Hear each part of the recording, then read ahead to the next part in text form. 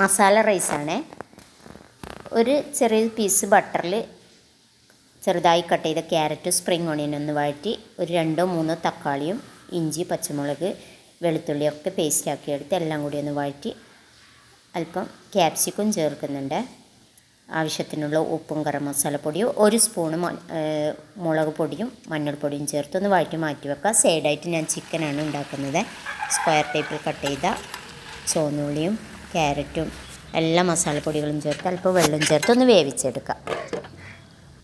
വെന്തതിന് ശേഷം spring ഓണിയനും capsicum ചേർത്ത് കൊടുക്കുക. 1 സ്പൂണ് സോയാ സോസും ഒരു 2-3 സ്പൂണ് ടൊമാറ്റോ സോസും ചേർത്ത് കൊടുത്ത് നന്നായി വെന്തതിന് ശേഷം അല്പം മല്ലിയിലയും ചേർത്ത് നമുക്ക് ഇത് മാറ്റി വെക്കാം കേട്ടോ.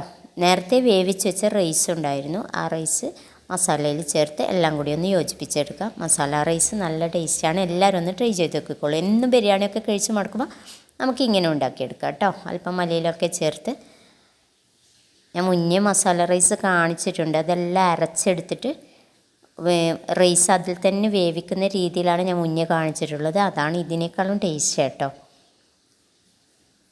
അല്പം ചെമ്മീനൊക്കെ മസാല റൈസിൽ ചെമ്മീനൊക്കെ ചേർത്തെടുക്കുമ്പോൾ നല്ല ടേസ്റ്റാണ് കേട്ടോ. എല്ലാവരും ഒന്ന് ട്രൈ ചെയ്ത് നോക്കിക്കോളൂ.